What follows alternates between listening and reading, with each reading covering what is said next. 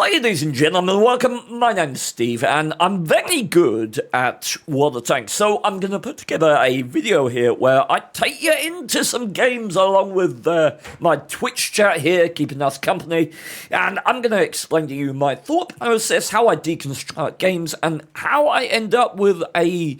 what is it, 62, somewhere like that? 61.95% wins, which is very, very good. So, let's start out in an arty, shall we? Tricked you! I'm actually an arty player with 62% wins. Now, arty, I generally play one game in arty at the start of the streams just so that I can warm up, step into it, but it does give us decent time for discussion, because arty have very little in the way of excuses. Because you don't have to manage so much that other classes in the game do.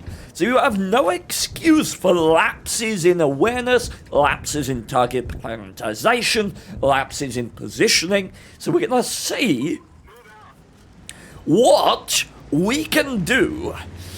Get into the corner of the map at the start, as is our want in a piggy, although I'm by no means an expert in this particular pigs, or pigs in general, so I do have a shot from here. How many? So what are we expecting going to the hill? They've got a Batchat, a TVP, a Vickers, an E50's probably not going there, but a standard B, maybe a UDES, So, oh wow, I don't have a very good shot from here after all. Shitty old me, although, hello darling, are you gonna reverse a little bit? Holy crap, that Daisy just got absolutely violated, god damn. Okay, we have booped the Batchat. So what am I seeing immediately? Well, we're losing the 9-0 line, alright? All of our team almost is over on the 1-2-3-4 line. So, I'm going to move. I got time between my shells. I am going to move towards the largest contingent of my team. This is a principle you always want to take to heart in arty. Move towards the flank that is winning. The area of the map that your team is winning, go over there. Follow your team. Move with your team as arty. You start out the game behind your team, right? Behind your team at the start, and you reverse to the corner. Why do you do that? Well, because protection. You want to be far away from the enemy behind your team, right? That doesn't change mid-game. The principles of how you play arty doesn't suddenly change because 5 minutes has elapsed. No, you always want to be behind your team in a strong, supported, secure position. So keep doing that, regardless of the state of the game. Even in something as big and slow as a GWE100, which is a very, very large arty indeed. I believe it weighs somewhere around 70 tons. General disturbance in chat, giving you his thoughts on piggy plays. See if we can splash this guy, shall we? Really now?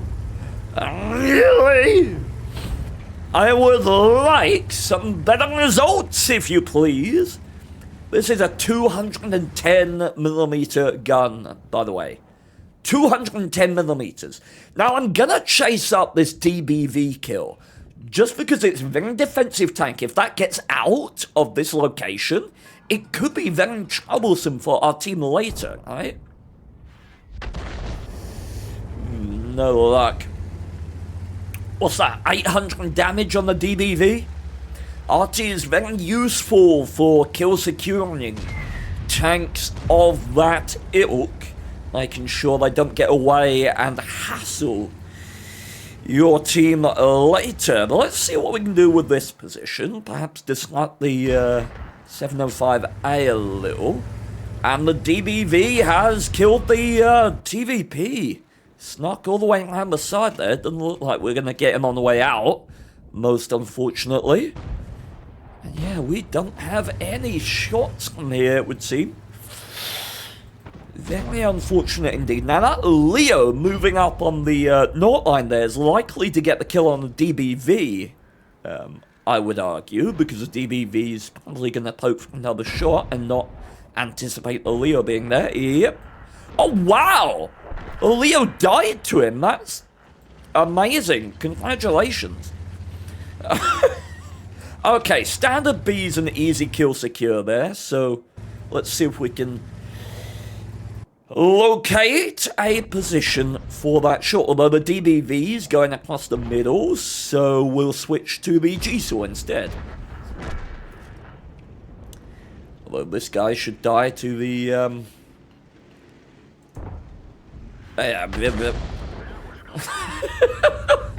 This is a 210mm gun! 210! Oh, Lord. Not the highest caliber gun in the game, interestingly enough. That is on the T92. 240mm gun on that big old American piggy. Very, very powerful gun. Thank you! Okay, now we're doing work. I'm not sure why that guy wasn't dead earlier. I'm really not convinced there was a reason that the 257 shouldn't have killed him. RT keeps being messed with to the point it's almost unplayable. I think RT sort of exemplifies one of the biggest sins in a video game, and that is that it's not fun to play and it's not fun to play against. Like, the combination of those two attributes is almost irredeemable for a class in a game like this. And I've loaded AP here almost purely for comedy. What I'm gonna do is I'm gonna land the 780 and shotgun the VK. Damn it! You know, on account of the... hey, T30. Damn it. Hello? How are you? Damn it. I was gonna gunmantle him with an AP shell. Fun fact, VK7201K, I believe, does share. Does it? Ooh, let's learn. Here's another tip. You want to get better at water tanks? Have tanks.gg as a resource in the background. If you are unsure about something, look it up. So we're looking at the gunmantlet weak spot, which is present in the VKK, though looks like it might be a little smaller than on the regular check tree tank. But yes, VK does present some rather undesirable weak spots, considering that it is a rear-mounted tank. You've got the weak spot right here, where it sidescrapes, and you've got the gunmantlet weak spot as well, so... yes, pretty far from ideal in that regard. Ida Harton, thank you for 60 months of subscription. That is lovely. Okay, so... from a mediocre piggy to my favourite tank in the entire game, the ELC Steven 90. I've done some remarkable things in this tank. I've done some evil things in this tank. And how do you get good in a light tank? Well, you play the game of the enemy. You're not playing your own game based on your own tank and your capabilities. No, you're playing the other people. You're playing their viewings. You're playing their positioning. Enemy have an even 90. He's anonymized, so I can't tell much about his skill level. Backchat, they have a blast. Might be equipped with a CVS, but he's not a great player, so probably not a massive concern. What we want to do as we move into position here is we want to scope in and look to see if we can see any destructible cover going down that would indicate a ELC. You saw that tree fall to the left. We know we've now got presence, most likely the ELC or the Batchat, in that position right there. That's useful information for later, most certainly. Now, I don't want to be too risky here. I'm glad that ELC even 90 got spotted heading to mid. That's very useful. Ally even 90 drowned. I take it back. It's not useful at all. That gentleman is a huge goit. Okay. I'm spotting a Scorpion there. What's interesting is that the Waffenträger Panzer IV has got a kill. What does that tell us? Well, what died? That died. So it tells us that the Waffenträger is in a position that he can shoot that, which is most likely around here, or maybe he got a shot from back there, around back by these houses, something like that. Either one is kind of equally possible at this point. Now I think I can be a bit more aggressive. We want to keep bushes in line with this location. Wow, Batchat's not there, so I wonder what... Oh, was it the Waffenträger that knocked a tree, that knocked something over in this location? So what I'm going to do as well is I know that I have designated target trained on this crew. So I'm going to lock off my aim within 10 degrees of where I think a relevant spot is going to occur. What that does is designated target only activates when you are aimed within 10 degrees of an enemy vehicle when you spot it. So it's a nuance that a lot of people don't understand about the skill, is it doesn't work automatically. So while I'm looking about like this, I'm locking off my aim, looking at the Batchat, looking at the mask, so that they remain spotted for 2 seconds longer than they otherwise would. And it's a skill that's often underappreciated when you're playing your light tanks. Okay, now, with an even 90 in the mid, I need to move, because he's going to have... Yep. Okay, and I'm probably dead here. My biggest issue is the TDs, so I need to cut off their line of fire quicker than I do the even 90. Let's go close to the houses here. Okay, wonderful. Gonna worm our way out. I'm gonna... And that's an engine shot, and that's me dead. Okay, I'm actually gonna... sit in this bush for now. I can't get out with a broken engine. Oh, 49 meters. If you didn't know, you get proxy spotted at 50 meters. How can I be most annoying here? If I had an engine... Okay, let's see if I can put a bit of damage out before I die, shall we?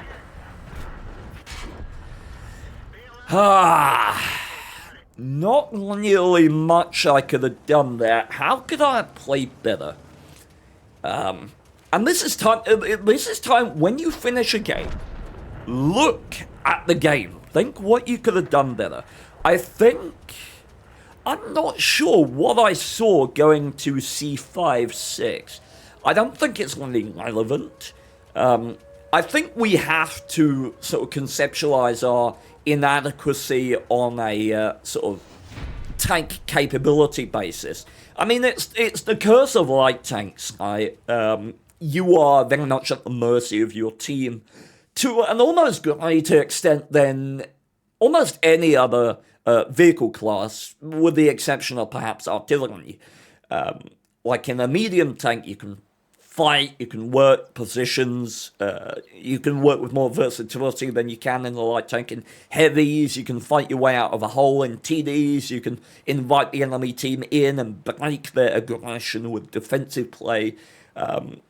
But with light tanks, you are kind of relying on a certain contingent of your team to provide you opportunities, and in that case, I just don't feel like that was done by the team. We did top the team. As a general indication, if you're looking to analyze your gameplay, you shouldn't really think about, particularly in light tanks, you shouldn't really think about it in terms of Oh no, I won the game, I lost the game. Look at the team list. Am I close to the top of the team list? Because it gives you a relative performance indicator, right? Depending on how good or bad your team is, if you are close to the top, you've done well, right? Regardless. So, yes, let's try that again, shall we? Let's get our win. I have a question regarding the testing on E1 from the matchmaker. Do you feel it's okay, good, or bad in your personal opinion? I have no idea because I haven't looked. I saw something about it on the CC Discord server, but you know, I've been depressed, so I haven't really been paying that much attention. But okay, ladies and gentlemen, what do we do in World of Tanks? We play the enemy team. Squall, not really a threat. Too big, camo's too bad, I can out-scout him. M4190, 410 meters of base view range. I only have 380, but I'm still pretty confident I can out-scout an M4190. Why am I thinking I need to? Well, because he's platooned with a Scorpion G. Generally, if a light tank is platooned with a TD, they are going to be working in a somewhat symbiotic relationship. Now, I'm going to get some early information by heading into this bush line. I certainly don't feel the need to zerg to the north line and get in there really early, because, I mean, it's just asking for trouble, right? It's just asking to get my ass kicked for no apparent reason. I want to get some information, and if my TDs and people start moving over to the 9-0 line, then I will be able to justify relocating over there so that I can take advantage of their fire support. There's no point in me scouting the 0 line if there's nothing behind me to shoot at it. Right, so the lack of presence here, no Squall, no M4190, does indicate to me that they are over there, right? So I'm going to start working a bit more actively on these lunch lines now. Though it's possible I might find a Squall here. Okay, M41 has cleared that flank. Let's relocate over there now and see if we can clean up that M41 Bulldog or find the Squall, shall we? Should be able to do this. I'm not really threatened by the middle. What are they going to push up there? Squall?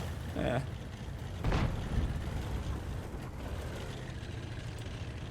Okay, so outspotting the Bulldog shouldn't be a problem.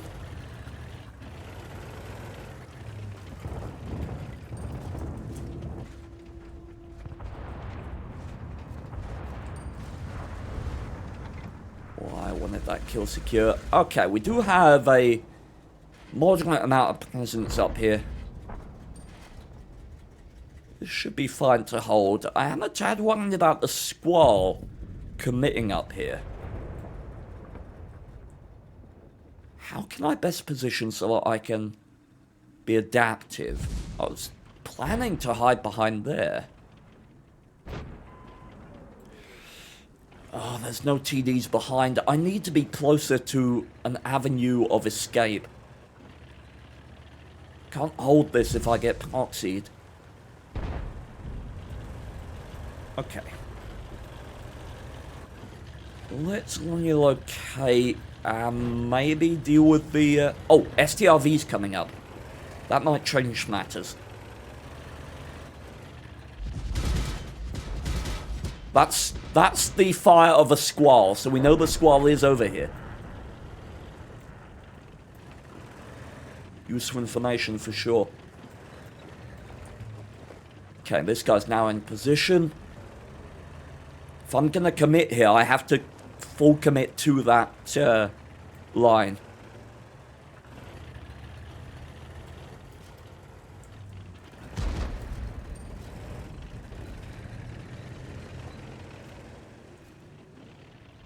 God damn it.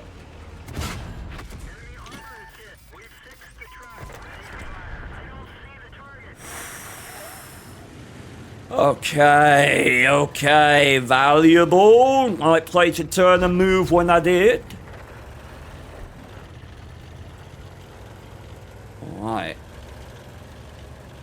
We know the squall is still over here.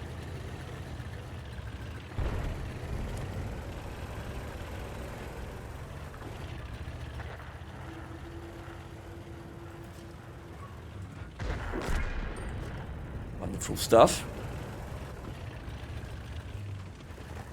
So remember, we can spot through dead tanks as if they weren't there, so that may well be useful information to have later on. Where's the squall? Okay, lovely stuff. Remember, we've got to keep 50 meters between us and the enemy. Wonderful. Still working out like tanks. You don't lose camo while you're moving. So feel free to move to maintain these distances. We are allowing this STRV and our friends behind us to put in some work. Okay. Lovely contribution by the RT. Oh my god. God damn. The hell are you doing there, sunshine? I can shoot that.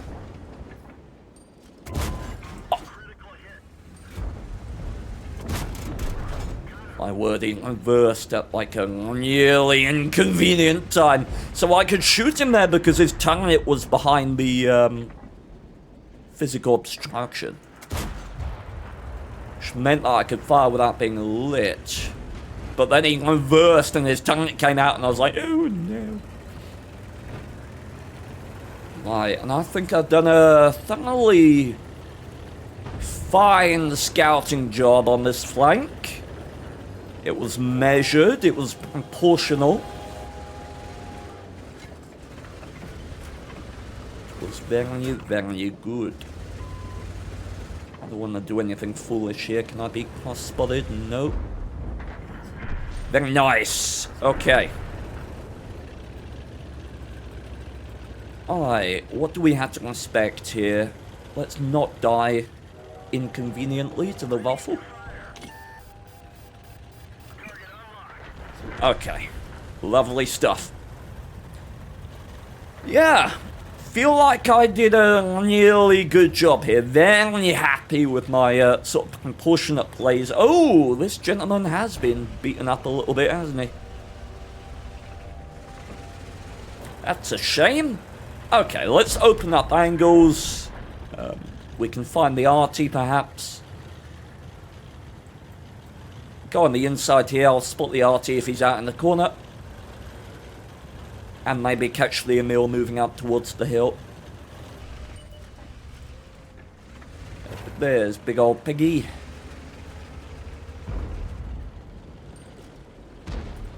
Should die without my help. And then we can go and om-nom on the Emil. Should be able to use the lay of the land here. Oh.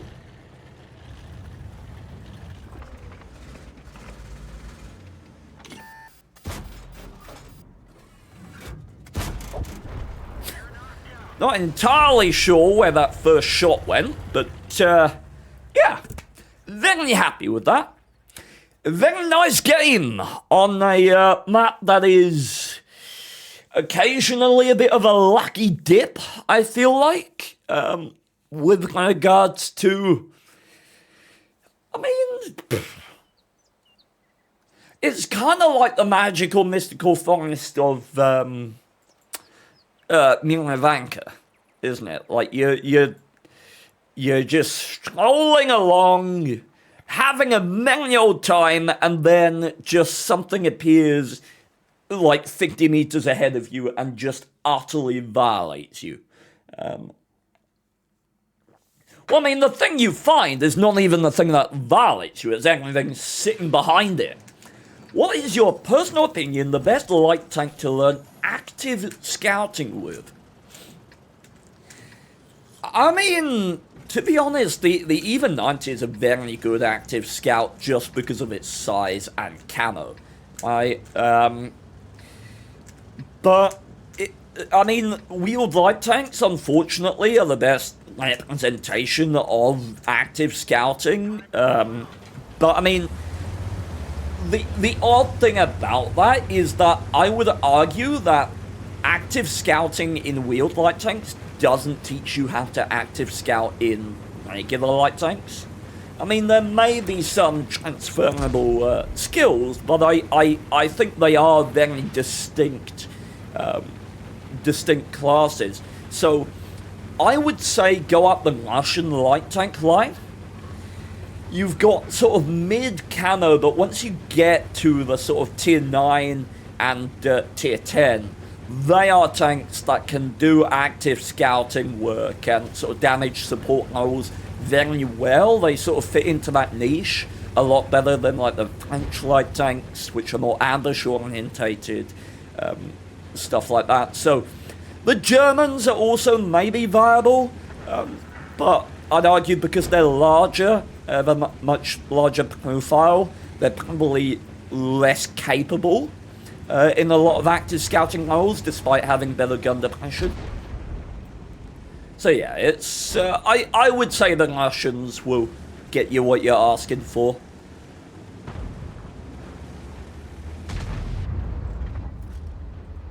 Hi, how are you?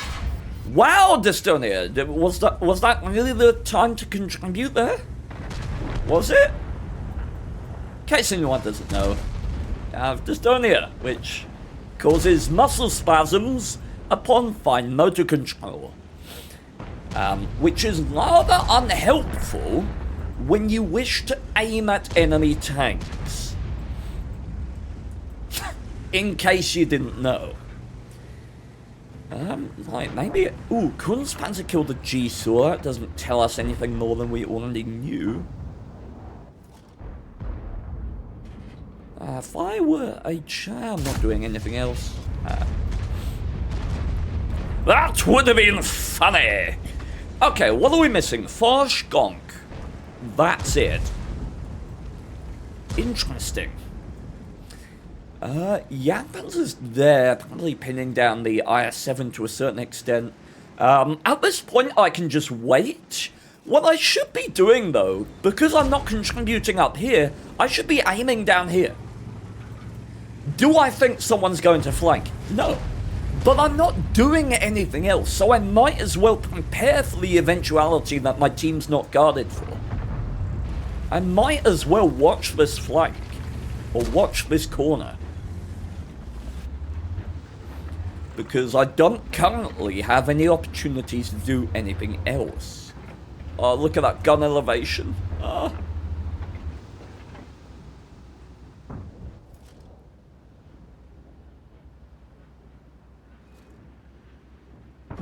That is a weird shot, dude. That's a weird ass shot.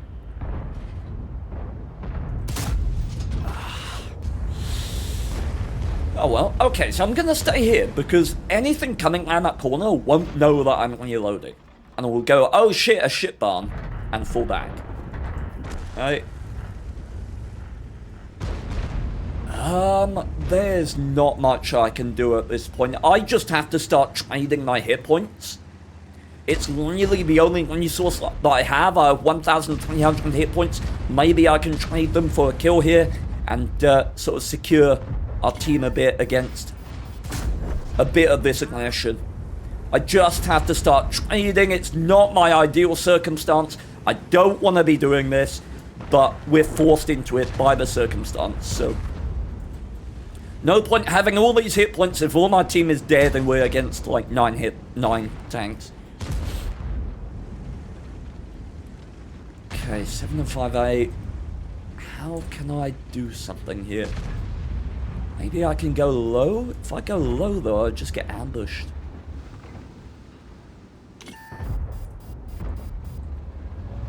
That's unfortunate. Oh my god, that bush. I used that bush in an even 90. That feckin' madman just used it in a 5120. What a legend. Oh no. Okay, so we're tad worried about the crossfire here.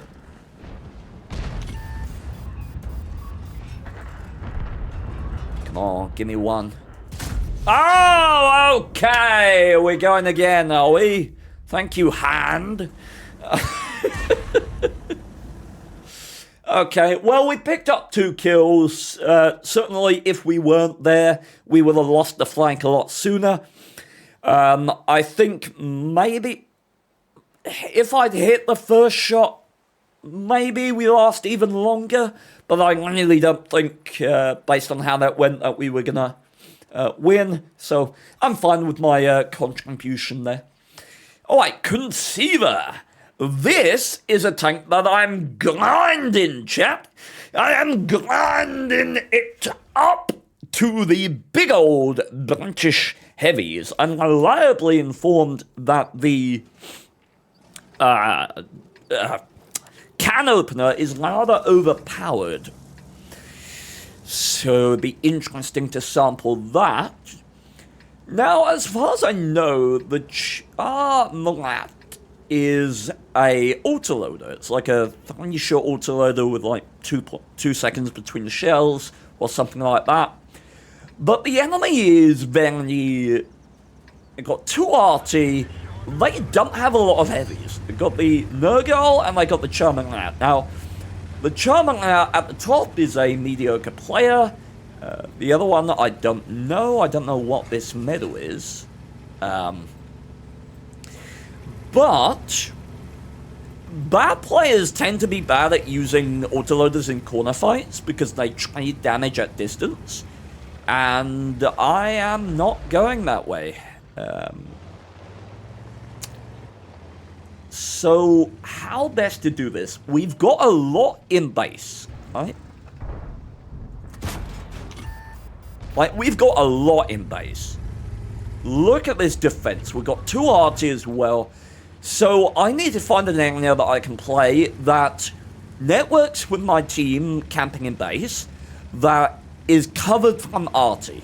Those are the 2 objectives. So that would be a position like this or a position like this. Here I can have support from the team. Where can I be threatened? I could be threatened from mid here. Maybe that position is more appropriate. I'm also exposed to RT here. Standard B is coming in. I don't know if that's the right play. Then again, there's only a... Oh, I missed the Pangelo in my heavy tank count earlier.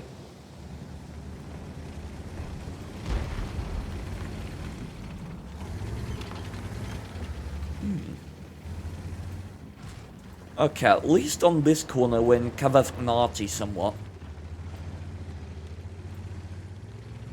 And if they come up behind us in this position, they'll get killed by the team. So, wanna let me work? I appreciate it. I didn't mean to say thank you there, I meant to say fall back. Start withdrawal. I would like to use the position given that I am a heavy tank fighter. Hello? Okay, I guess I'll not do that then. What is the threat of an ambush? Potential threat of a T-30? Could be 750? Be unpleasant. But the SU is present behind now, so we should be good. Okay, if they're just holding there, I'm not really worried.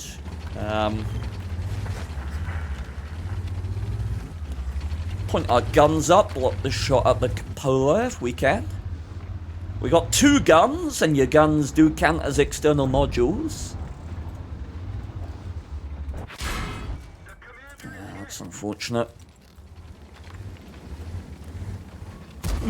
Why am I trading this? What does that Pangelo threaten? He threatens nothing. I am in the strong position here. If he wants to push in, fine. He'll die to my team and my RT behind me. He threatens nothing from that position. He can't win the game from that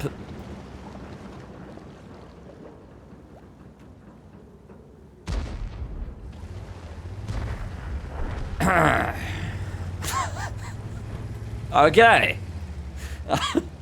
If anyone was wondering, the Congetto can't win from that position either. Okay, I'm exposed to Artie here, so why am I doing this? I'm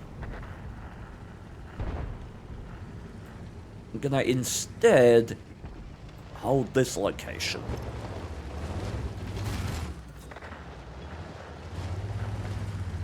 Looks like our team's dying on the other side though, which is rather unhelpful.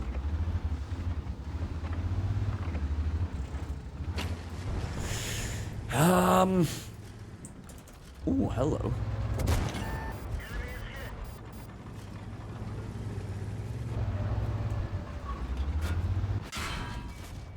Going for the engine shot there, and I'm not going to let him, he's deep into his clip now. Where's the Barask? That's my question.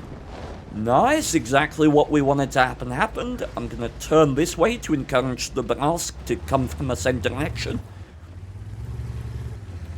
And I'm going to move back towards here. So I want the Barask coming from that way, because that's the same way that will get him killed, obviously. And you can influence where people come in heavy tanks when they're trying to make the flank by whichever way you're facing while you're still spotted. They're going to double shot here. Where's the T-30? Okay, I need to acquire some mid-presence now.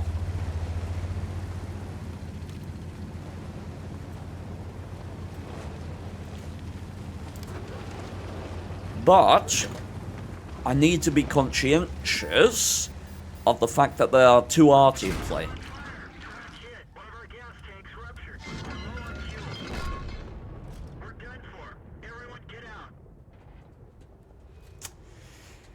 Well, occasionally you just die.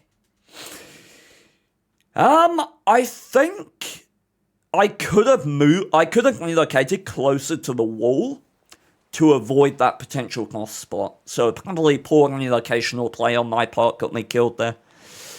Okay, let's try and win in the FV, shall we? Yeah! Now I get why you talk about the engine shot. Exactly! Alright? Yes, I have been fired. It is very, very sad. 2 batch out 15558s. Now, look, the batch out 15558 is the worst RT in the game. But it's still annoying. 10 seconds between the shells, 3 shells, very, very mobile, so in an endgame situation it's hard to catch up with. And like, a large amount of me does want to blind fire it if I can get the chance. But what we're going to do is we're going to relocate toward mid at the start. We know the RT won't be loaded if like a T100 LT does an early spot.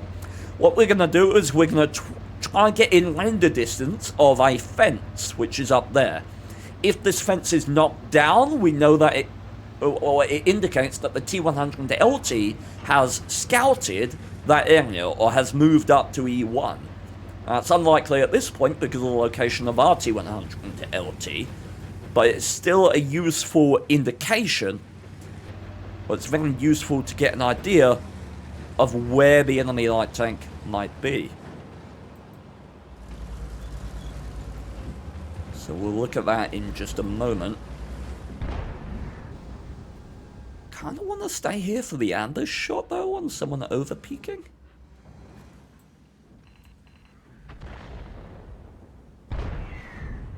What, you want me to blind fire C1? You're telling me to fall back? I mean, you're probably right. You are probably right. Where's that fence? I mean, the guy can't be there. I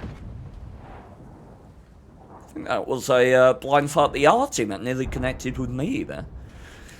I mean, T100 LT scouting, I really should be at the back of the map. He's not long. It's just getting out at this point without being spotted and pounded by the RT is a bit of a proposition. Maybe I can blind kill the T100. I don't have the angle. I just don't have the angle. Fucking sad. Maybe I can blind fire C1. Ooh, that looked good.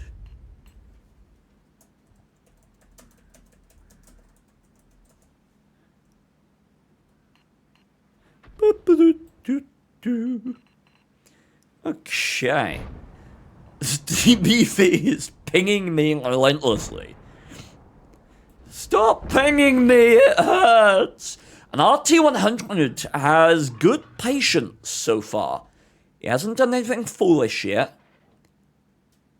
Which is a weakness of a lot of light tank players.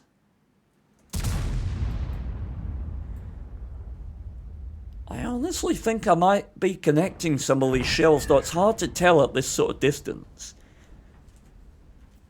Not being lit. Okay. I think now maybe I can fall back. Where's the likely poke? I want to keep this trying in between myself and like the E5's position, or the position where the Rhino might poke for a spot.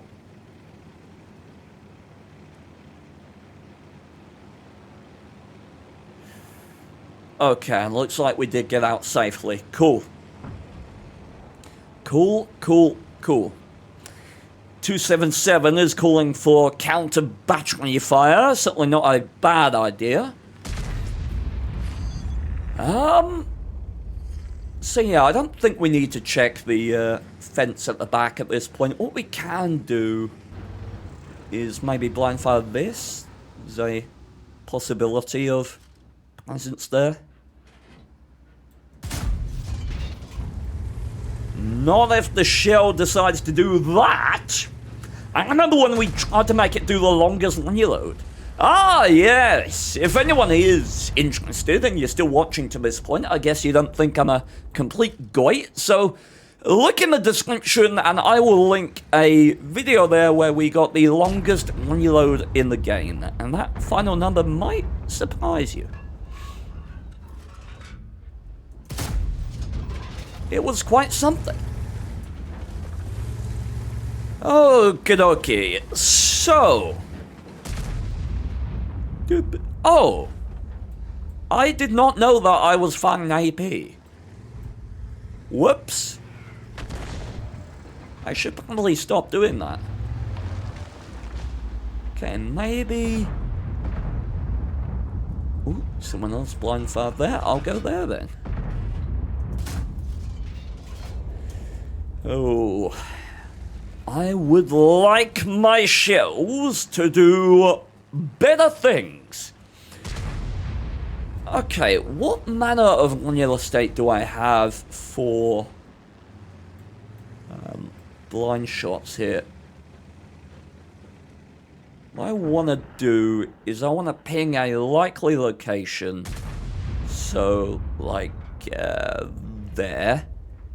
Then I'm gonna align my aim with that and just give it a gamble.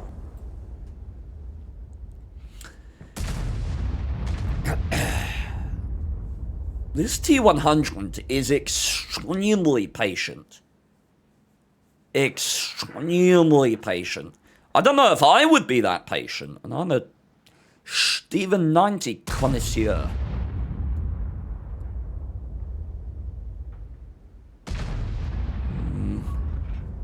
Maybe on the ins.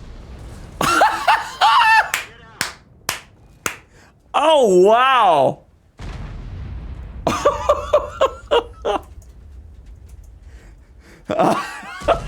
Wow, I've never had that happen before.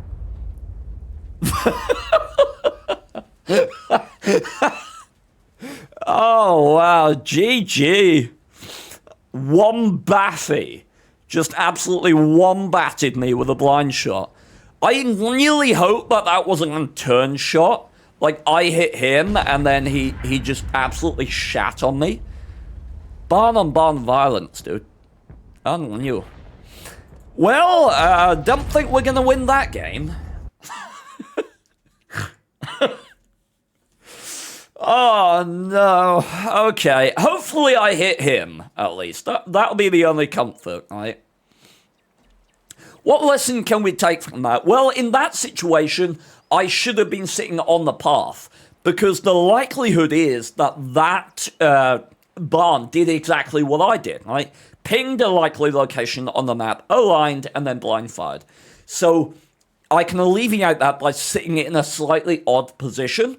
So in future, if you don't want to get barned, sit slightly off the path. Just slightly off of it.